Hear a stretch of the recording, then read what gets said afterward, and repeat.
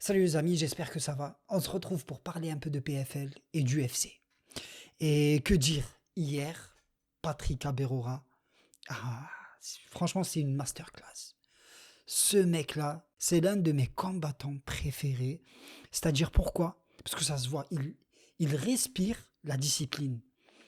Ce combattant est très discipliné. Sur ça, je suis sûr à 100%. Pourquoi? Parce que tu le sens.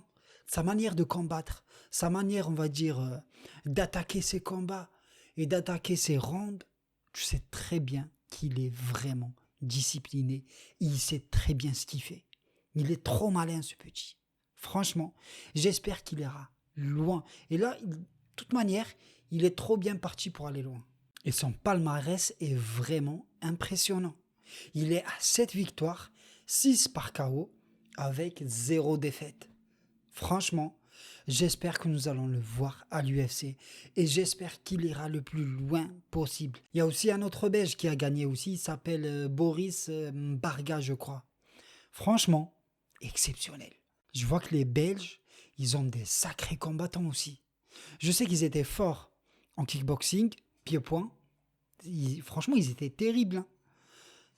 Même les Hollandais, surtout les Hollandais. Mais là, il y a une génération de MMA, franchement, rien à dire. Même Movsar Ibrahimov, le combat qu'il a fait, franchement, c'était incroyable. Il est tombé contre un striker, un Hollandais, voilà. Mais comment il a réussi à gérer son combat et à retourner la situation, en fin de compte, il a gagné par soumission. Franchement, bravo. Bravo. Les Belges, je vous ai dit, ils commencent à avoir une génération de free fighters, que ce soit Belgique, France, on va dire les pays francophones, il n'y a rien à dire.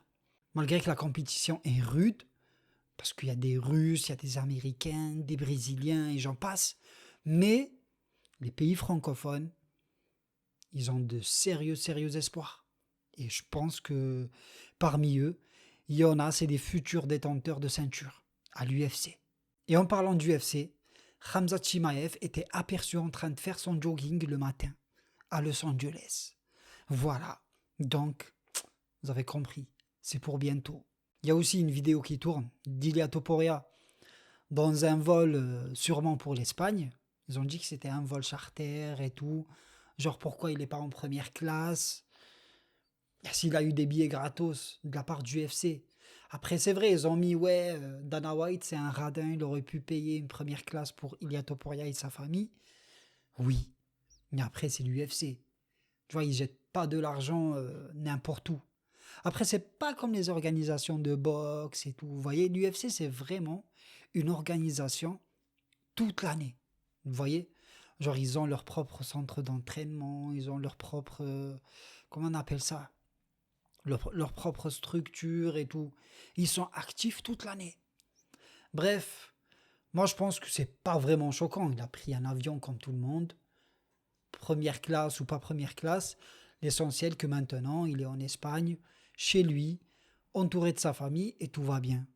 Juste les gens, ils aiment bien faire des tempêtes dans un verre d'eau. On a tous vu Arman Tsarukyan comment il est sur les côtes d'Ilia Topuria. Moi je vais vous le dire, il a eu Charles Oliveira, vous avez très bien vu ce qui s'est passé. Voilà. Mais contre Arman, ça sera le vrai test pour Ilia Topuria.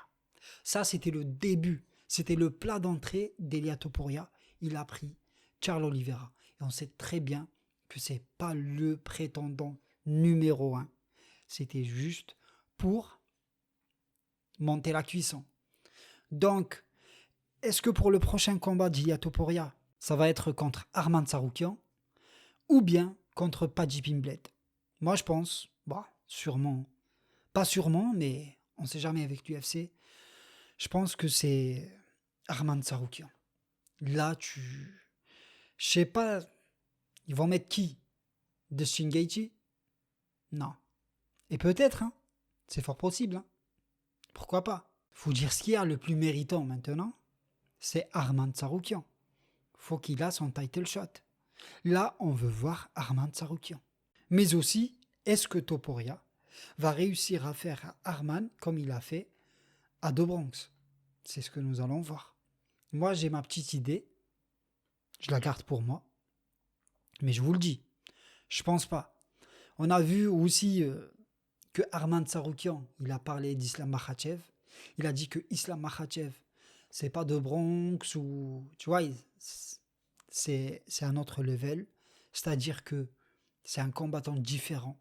Que Ilia Topuria ne pourra jamais battre Islam Makhachev. Mais bon, ça reste que des spéculations, comme on dit. Tant qu'il n'y a pas eu combat, on ne peut pas le savoir. Voilà. Pour moi, c'est comme ça. C'est comme du foot. Un match ne ressemblera jamais à un autre match. Et un combat ne ressemblera jamais à un autre combat. Vous voyez? Tant qu'il n'y a pas de combat, tu ne peux pas te prononcer. Surtout que s'il y avait des gros écarts, ok. Mais là, c'est juste des catégories. Vous avez compris? Détenteur de ceinture, il y a juste les poids qui diffèrent. Mais pour l'instant, moi, ce que je vais kiffer de voir, c'est Jack Della Maddalena contre Islam Makhachev. J'ai trop hâte de voir ce que ça va donner. C'est parmi les combats que j'attends. Parmi eux, Khamzat Chimaev, vs Dricus du Plessis. Il y a aussi John Jones. Dès qu'il a su qu'il va avoir un UFC à la Maison Blanche, il a dit je suis pour. Pour, mais contre qui? Thomas Spinal, mon gars.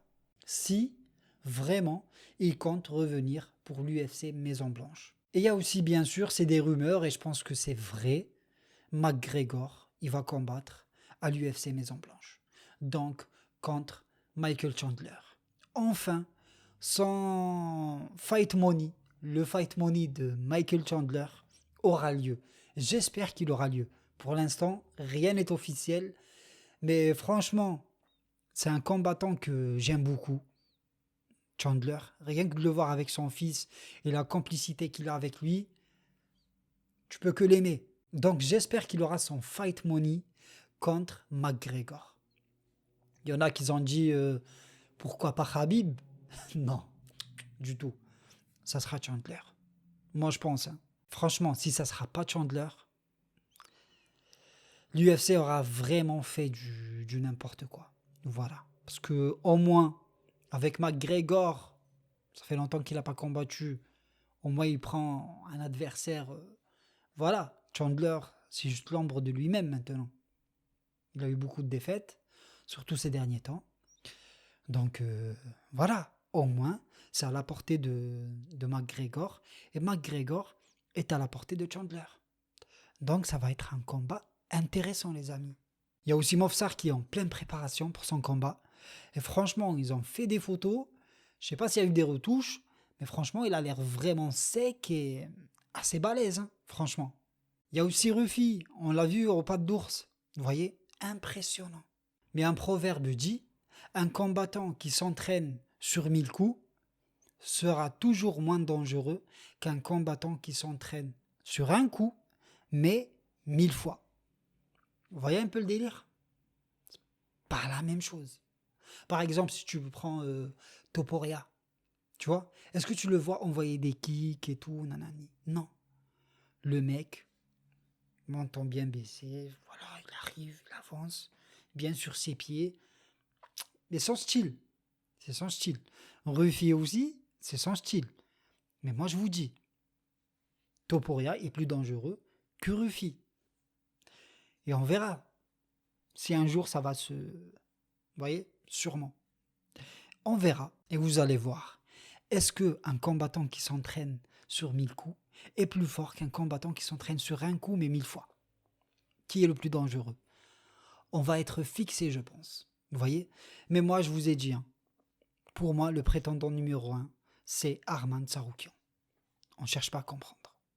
Voilà les amis, ça sera tout pour aujourd'hui. J'espère que vous avez bien kiffé la vidéo. C'était une petite parenthèse. Et on se dit à très bientôt. Voilà. Et merci beaucoup aux nouveaux abonnés. Je vous remercie infiniment les amis. Parce que c'est vraiment de la force. Et on se dit à très bientôt. Sur ce, ciao ciao.